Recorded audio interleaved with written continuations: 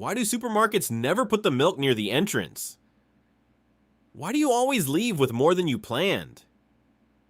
And why does it feel almost impossible to walk straight to what you need and walk straight back out? This was not a coincidence.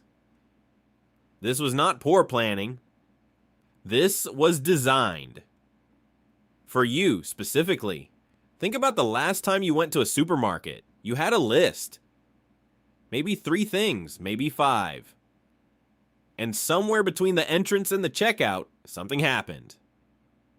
Extra things appeared in your basket. Things you did not plan for. Things you did not need. Things you might not even remember deciding to pick up. And you stood at the checkout slightly confused about how your basket got so full. Here's the answer. You were not distracted. You were not weak. You were not bad with money. You walked through a system that was specifically engineered by behavioral scientists to make sure you left with more than you came in for, every single time. Let's start with the question that should have always made you suspicious. Why is the milk at the back? Milk is one of the most purchased items in any supermarket in the world. Almost every household buys it. Almost every household runs out of it regularly. If supermarkets were designed for convenience, the milk would be near the entrance. Easy to find, easy to grab, easy to leave, but walk into any supermarket in any country and the milk is almost always as far from the entrance as the store can possibly put it. Why? Because the supermarket does not want you to be convenient. It wants you to walk because every step you take through that store is a step that was planned by someone who understood that movement creates exposure, and exposure creates desire.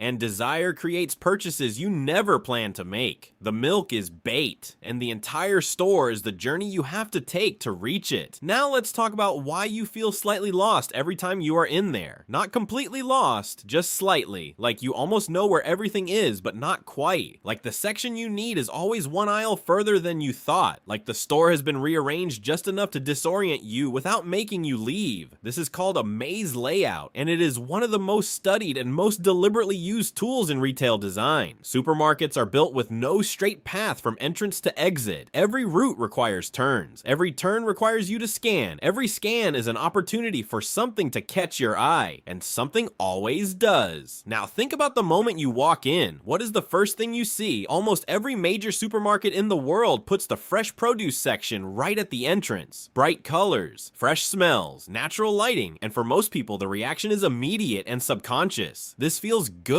This feels fresh. This feels safe. That feeling is not accidental. Research in consumer psychology proves something important. When a shopper feels positive in the first 30 seconds of entering a store, they spend significantly more during the rest of their visit. The produce section at the entrance is not there because vegetables need natural light. It is there to trigger a feeling that makes your brain more open to spending before you have even picked up a single item. Now let's talk about the floor. Most people never look down in a supermarket, but if you did, you would notice something. In certain sections, the floor tiles are noticeably smaller. This is not a design preference. This is a psychological instrument. When your peripheral vision detects smaller tiles moving beneath you, your brain interprets the faster visual pattern as moving too quickly, so you slow down, unconsciously, automatically, without any awareness that it is happening. And in the sections where the tiles are smaller, the products are more expensive, you slow down exactly where they want you to slow down. You spend more time exactly where they profit most, and you thought you just happened to browse in that section a little longer. Now let's talk about eye level. There is a phrase used in retail design that every major supermarket operates by. Eye level is buy level. The products placed directly at your eye level are not there because they are the most popular. They are not there because they are the best value. They are there because brands paid significant placement fees to be at exactly that height. Because a product at eye level does not need to compete for your attention. It already has it. Your eyes land on it first. Your hand reaches for it without thinking. Your brain registers it as the obvious choice before it has compared it to anything else. The products at the top of the shelf are harder to see. They sell less. The products at the bottom require physical effort to reach. They sell less. The products at eye level are chosen by default by a brain that is already tired from 40 minutes of small decisions. And that tiredness is